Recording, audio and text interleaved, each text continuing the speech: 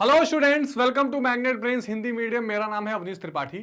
तो कक्षा 12 अर्थशास्त्र का जो इंपॉर्टेंट पार्ट है व्यष्टि अर्थशास्त्र, इसके पहले चैप्टर का एक इंपॉर्टेंट टॉपिक लेकर मैं आपके सामने उपस्थित हूं और वो है सकारात्मक एवं आदर्शात्मक अर्थशास्त्र, जिसको हम कहते हैं पॉजिटिव एंड नॉर्मेटिव इकोनॉमिक्स। छोटा सा है टॉपिक लेकिन बहुत ही इंपॉर्टेंट और खास, और इसके बिना आप बिल्कुल भी एग्जामिनेशन में बैठ नहीं सकते। ये आपको जानकारी होनी चाहिए। एग्जाम्पल और डिफरेंसेस, ये दो तरीके से इसके क्वेश्चन पूछे जाते हैं। कैसे, मैं अभी आपको बताऊंगा। पर इससे पहले कि बेहद इंपॉर्टेंट टॉपिक में शुरू करूं, एक बात का ध्यान रखिएगा कि मैग्नेट ब्रेन्स हिंदी मीडियम एक ऐसा प्लेटफॉर्म है जहां कक्षा 7 से 12 तक की सारी शिक्षा आपको बिल्कुल दी जा रही है निःशुल्क। यहां एक या दो चैप्टर पढ़ने के बाद आपको किसी भी तरीके के पेड सब्सक्रिप्शन की जरूरत नहीं है।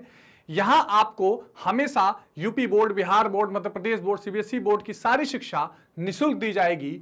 और आप किसी अदर बोर्ड को फॉलो करते हैं तो भी यहां आपको किसी पेड सब्सक्रिप्शन या कूपन कोड की जरूरत नहीं पड़ेगी। तो हिंदी मीडियम में इस निःशुल्क शिक्षा की मुहिम से जुड़े रहिए।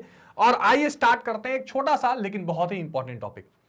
अब देखिए, दो इंपॉर्टेंट टर्म है इसमें। पहले हम इसको एक क्रक्स में समझ लेते हैं। एक टर्म है इसमें सकारात्मक अर्थशास्त्र, सकारात्मक, और दूसरा है आदर्शात्मक। ऐसा मत सोचिएगा कि दूसरा नकारात्मक है, आदर्शात्मक। ठीक है, इसको अंग्रेजी में कहते हैं पॉजिटिव इकोनॉमिक्स, पॉजिटिव इकोनॉमिक्स, और इसको कहते हैं नॉर्मेटिव इकोनॉमिक्स। अब देखिए दोनों का अर्थ क्या है। जो सकारात्मक या पॉजिटिव इकोनॉमिक्स है, यह बात करता है क्या है। क्या मतलब हुआ इसका, यानी व्हाट इज। मतलब क्या, मतलब ये कि जो एग्जैक्ट अभी अर्थव्यवस्था में स्थिति चल रही है, मान लीजिए बोल रहा है कि महंगाई चल रही है या मंदी चल रही है, बेरोजगारी की स्थिति है, या सब कुछ बढ़िया चल रहा है, या प्राइमरी सेक्टर तेजी से ग्रो कर रहा है, सेकेंडरी सेक्टर नीचे आ रहा है, जो कुछ भी एग्जैक्ट सिचुएशन है, हम जिस भी आर्थिक क्रिया, आर्थिक पद्धति, आर्थिक नियोजन या प्लानिंग को फॉलो कर रहे हैं, वो सारी चीजें सकारात्मक या पॉजिटिव इकोनॉमिक्स में बताई जाती हैं। जब भी आपको एग्जाम्पल, अब देखिए क्वेश्चन कैसे पूछेगा। एग्जाम्पल आ सकता है कि देश में 4.5% की दर से वृद्धि हो रही है देश की अर्थव्यवस्था में, तो वो क्या है, पॉजिटिव इकोनॉमिक्स है। अच्छा, नॉर्मेटिव क्या कहता है, व्हाट ऑट टू बी। मतलब क्या हुआ, यहां था व्हाट इज, यहां व्हाट ऑट टू बी, यानी क्या होना चाहिए, क्या होना चाहिए, इसकी बात होती है। मतलब मान लीजिए अगर यहां बोल दिया कि देश में बहुत ज्यादा महंगाई है, यह हो गया सकारात्मक अर्थशास्त्र। और यहां बोल दिया उसको रोकने के लिए हमें क्या करना चाहिए, मुद्रा प्रसार को कंट्रोल करना चाहिए, मनी सप्लाई को कंट्रोल करना चाहिए, मुद्रा प्रसार को कम करना चाहिए। तो जो है हम क्या करेंगे, संकुचित राजकोषीय नीति और मौद्रिक नीति बनाएंगे।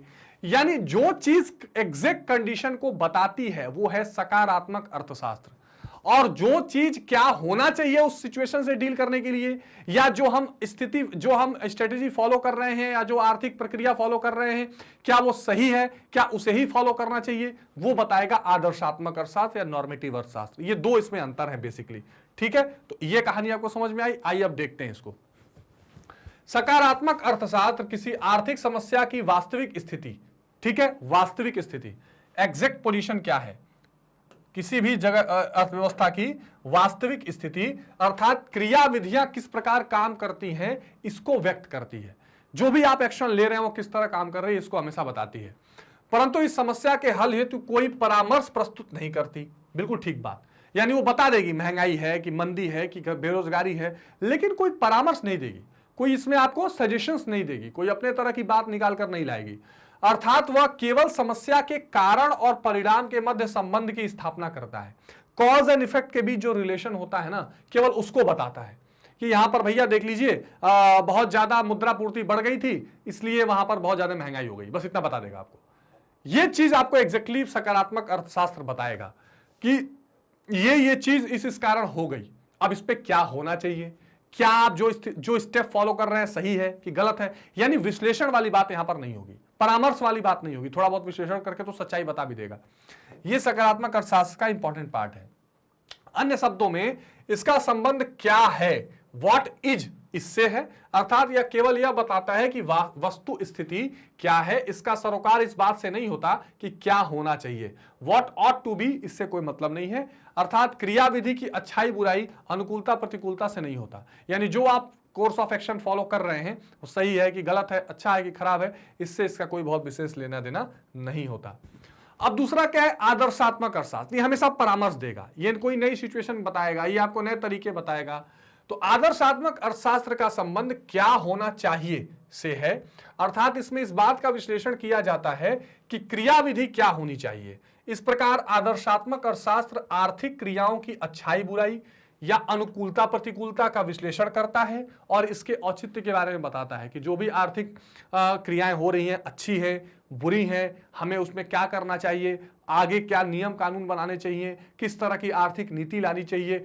यानी आप देखते हैं ना कि देश में जितने भी अर्थशास्त्र से संबंधित बड़े बड़े अर्थशास्त्री होते हैं, वो देश में हमने एक वर्ड इंपॉर्टेंट पढ़ा था, व्यष्टि अर्थशास्त्र, और अर्थव्यवस्था के जो प्रकार है उसको लेकर पढ़ा था। तो हमने एक वर्ड पढ़ा था आर्थिक नियोजन, आर्थिक नियोजन, या जिसको कहते हैं इकोनॉमिक प्लानिंग। ठीक, अब ये इकोनॉमिक प्लानिंग में ये आदर्शात्मक अर्थशास्त्र का बड़ा रोल है, क्योंकि क्या करना है, क्या उसका तरीका होगा, ये सारी चीजें यहीं से आएंगी। इकोनॉमिक प्लानिंग आप तभी कर पाएंगे जब आप क्या करेंगे, आदर्शात्मक अर्थशास्त्र को लाएंगे कि क्या होना चाहिए, किस प्रकार हमें प्लान एंड पॉलिसीज बनानी है। आर्थिक विश्लेषण सकारात्मक होना चाहिए या आदर्शात्मक, इस पर कई मतभेद होते हैं। कुछ लोग कहते हैं कि अर्थशास्त्र का काम है कि केवल बता दे क्या स्थिति है, कुछ लोग कहते हैं नहीं उसकी पॉलिसीज भी बताइए। प्राचीन आंग्ल अर्थशास्त्रियों का मत था कि अर्थशास्त्र एक विशुद्ध विज्ञान है या सकारात्मक आर्थिक विश्लेषण है। मतलब पहले लोग कहते थे कि केवल कॉज एंड इफेक्ट पे संबंधित हमारा अर्थशास्त्र है, विज्ञान है, कारण परिणाम। भाई मांग की बहुत ज्यादा मांग बढ़ गई इसलिए कीमत बढ़ गई, बहुत ज्यादा कीमत बढ़ गई मांग घट गई, बस यही बताना है। इसको कैसे ठीक करना है ये बताना इकोनॉमिक्स का काम नहीं है। पर आज के जमाने में ऐसा नहीं है, अब इकोनॉमिक्स का एक दायरा ब्रॉडर हो चुका है। अंत में मैंने आपके लिए एक टेबल से इसका डिफरेंस बताया है जो आपको एग्जामिनेशन में बहुत काम आएगा। सकारात्मक अर्थशास्त्र अतीत, वर्तमान और भविष्य के मुद्दों से संबंधित है और स्थिति क्या है या होने वाली है बता देगा। आर्थिक मुद्दों के बारे में अर्थशास्त्रियों की राय से संबंधित है। आदर्श अर्थशास्त्र जो है वो अर्थशास्त्रियों की क्या राय है इस मुद्दों पर उसको बताएगा कि भैया देखिए ये इसलिए है और ऐसे ऐसे ये होना चाहिए। सकारात्मक पे क्या होगा, ये तथ्यों पर आधारित है, यहां पर फैक्ट की बात होती है, ये आपको तथ्य बता देगा कि भैया देखिए ये सिचुएशन चल रही है। इन तथ्यों की वास्तविक सम्मकों से पुष्टि की जा सकती है, जो आंकड़े हैं, जो जिसको कह सकते हैं आपकी जो स्टैटिस्टिक्स है, उससे आप इसको पुष्ट कर सकते हैं कि हाँ ये बात सही है। यह वास्तविक सम्मकों की पुष्टि नहीं करता बल्कि उनका मूल्यांकन करता है। ये क्या करता है, आंकड़ों की पुष्टि नहीं करता, उसको इवेल्युएट करेगा कि इसको कैसे ठीक करें, क्या रीजन से हो गया, कैसे क्या करना है, ये सारी चीजें यहां होती हैं, पूरा एनालिसिस वाला काम। यह मूल्य निर्णय अथवा मूल्यांकन में शामिल नहीं है। भारत में जनसंख्या विस्फोट के कारण बेरोजगारी की समस्या है, इसने बता दिया। देखिए इसमें कोई मूल्यांकन नहीं करेगा, वो बता देगा कि बहुत ज्यादा जनसंख्या हुई इसलिए यहां पर बेरोजगारी हो गई है, फैक्ट बता दिया उसने, बिल्कुल बात खत्म, कारण और परिणाम बता दिए। अब ये क्या करेगा, ये मूल्य निर्णय करेगा और मूल्यांकन करेगा। और ये क्या बोलेगा, ये बोलेगा भारत सरकार को देश में रोजगार बढ़ाने के अवसर पैदा करने चाहिए। ये नहीं बताएगा क्या कारण है और क्या हो गया, सीधा बोलेगा अच्छा ये बात है, इस फैक्ट को उठाया, उस पर एक पॉलिसी बना देगा कि ठीक है अब गवर्नमेंट को क्या करना चाहिए, कैसे रोजगार उत्पन्न करें, स्टार्टअप्स बनाएं, ये करे वो करे, तरह तरह के परामर्श और सजेशंस देगा और एक नई बात वो करके बताएगा। तो यहां पर ये क्या करेगा, एक तरह की अपनी जिसको कहते हैं ना कि आदर्श प्रस्तुत करना, एक मॉडल देना, एक राय देना, सजेशन देना, ये आदर्शात्मक अर्थशास्त्र में होता है।